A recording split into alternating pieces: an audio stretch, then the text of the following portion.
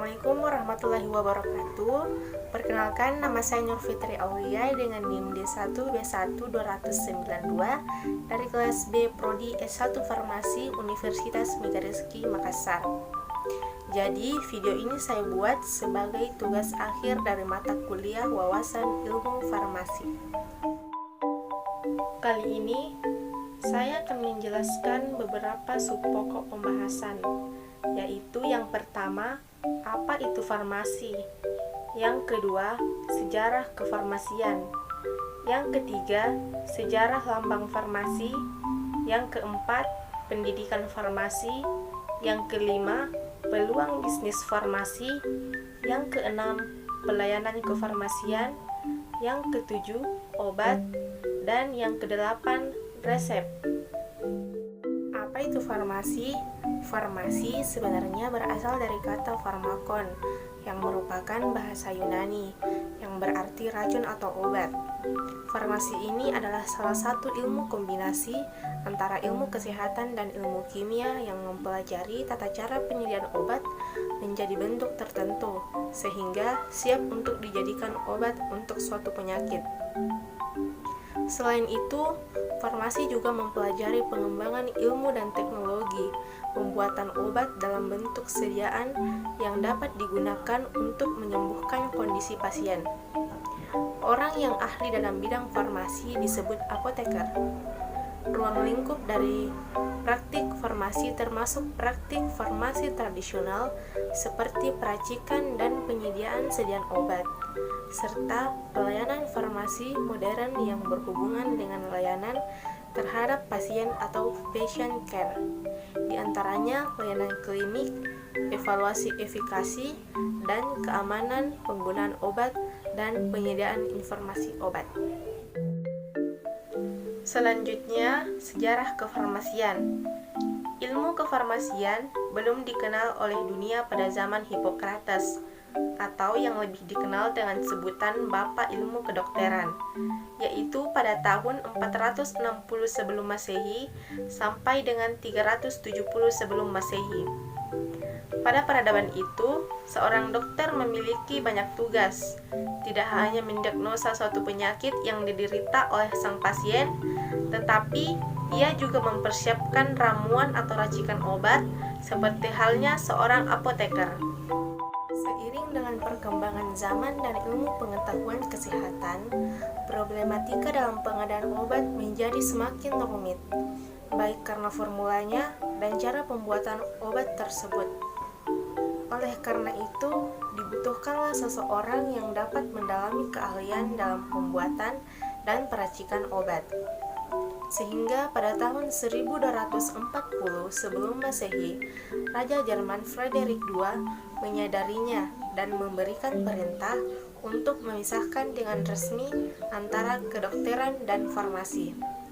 Perintah tersebut sekarang dikenal dengan Decree to Silesis. Dari sinilah sejarah farmasi ini berasal, sehingga para ahli mengambil kesimpulan bahwa akar ilmu kedokteran dan ilmu kefarmasian itu sama. Tokoh-tokoh besar yang berjasa terhadap terbentuknya ilmu farmasi.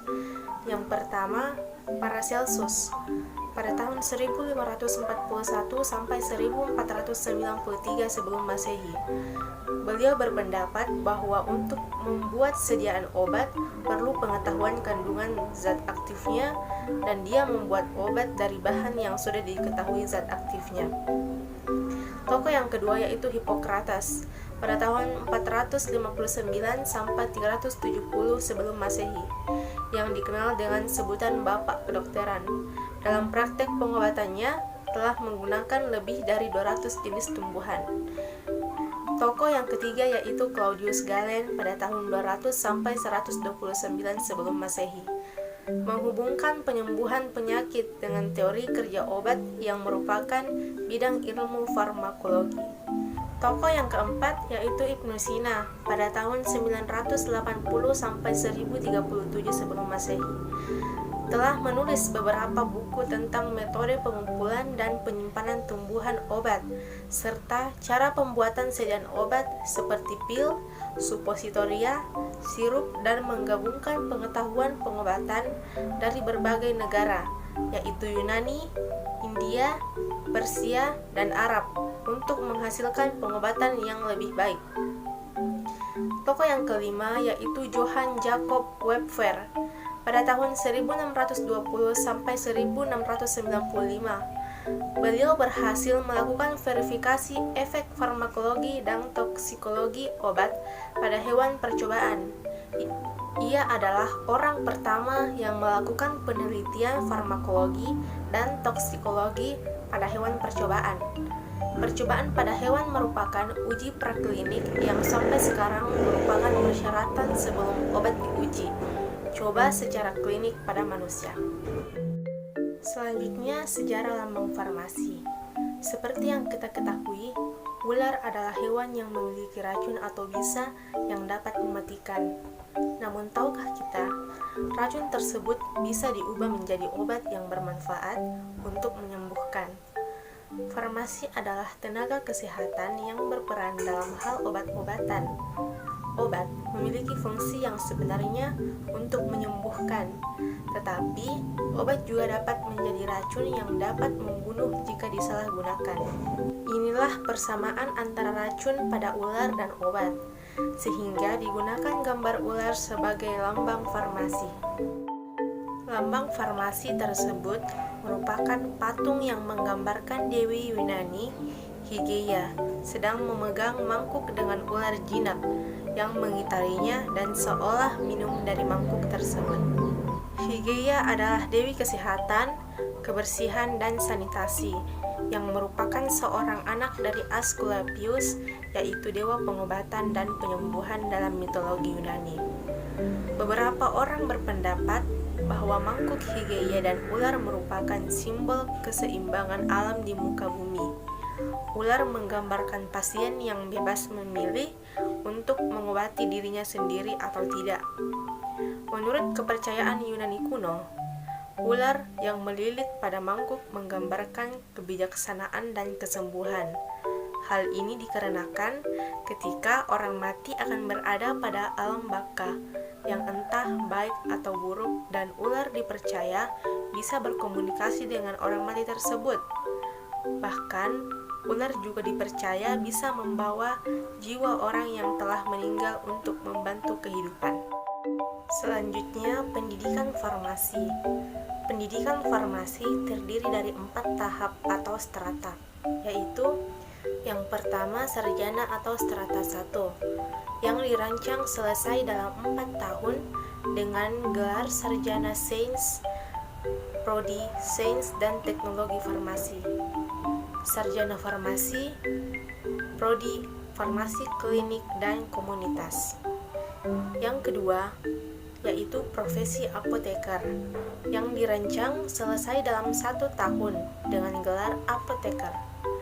Yang ketiga, magister atau strata 2, yang dirancang selesai dalam 2 tahun dengan gelar magister sains. Dan yang keempat, program doktoral, yang dirancang selesai dalam 3 tahun dengan gelar doktor. Selanjutnya, peluang bisnis farmasi, yaitu yang pertama farmasis komunitas. Farmasis atau apoteker memberikan kesan umum bahwa tempat kerja seorang farmasi hanyalah di apotik, yaitu salah satu tempat pengabdian profesi seorang apoteker.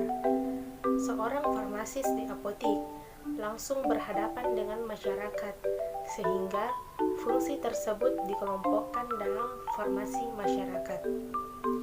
Fungsi farmasis masyarakat di apotik merupakan kombinasi seorang profesional dan wira swastawan.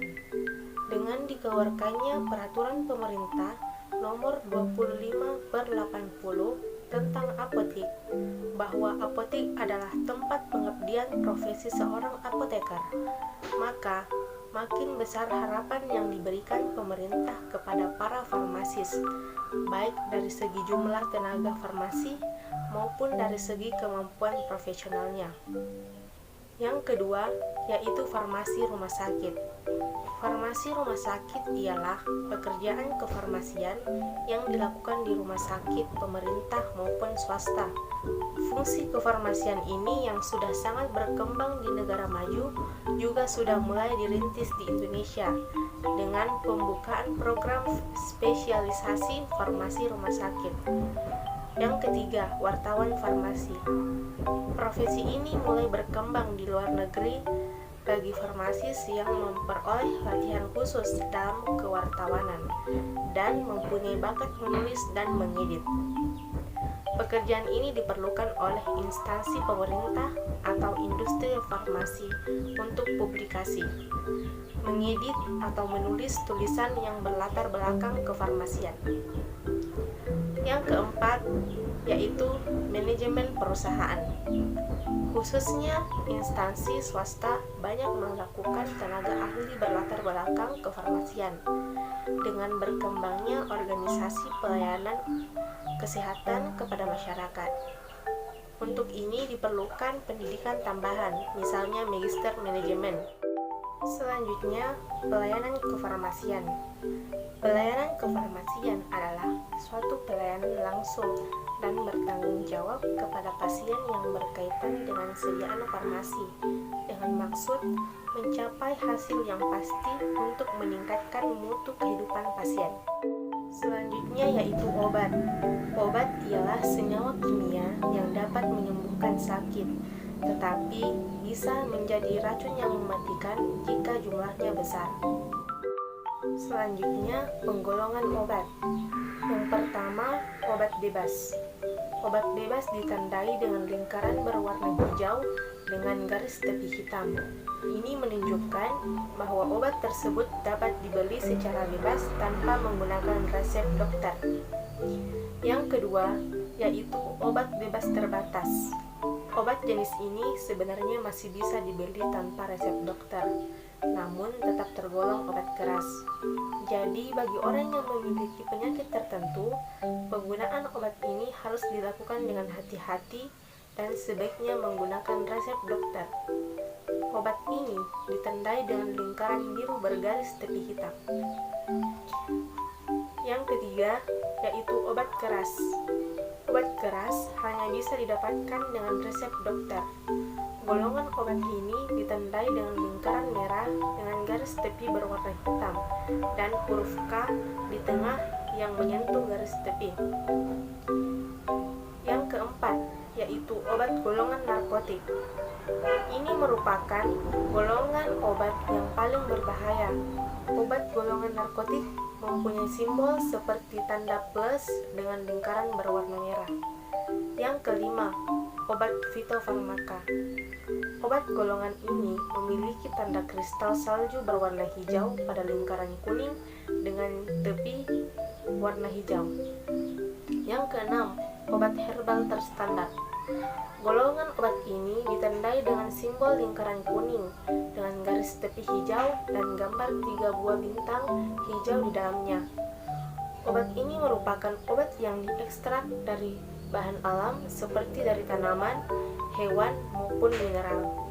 Yang ketujuh, obat herbal atau jamu. Kemasan obat herbal dilabeli dengan gambar logo tumbuhan atau pohon berwarna hijau dengan lingkaran hijau.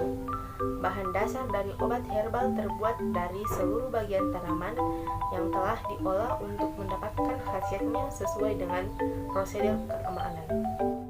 Selanjutnya adalah resep. Resep adalah permintaan tertulis dari seorang dokter kepada apoteker pengelola apotek untuk menyiapkan dan atau membuat, meracik, serta menyerahkan obat kepada pasien. Sedangkan menurut Permenkes nomor 72 tahun 2016, resep adalah permintaan tertulis dari dokter atau dokter gigi kepada apoteker, baik dalam bentuk paper maupun elektronik untuk menyediakan dan menyerahkan obat bagi pasien sesuai peraturan yang berlaku. Sekian apa yang dapat saya jelaskan. Saya ucapkan terima kasih. Wassalamualaikum warahmatullahi wabarakatuh.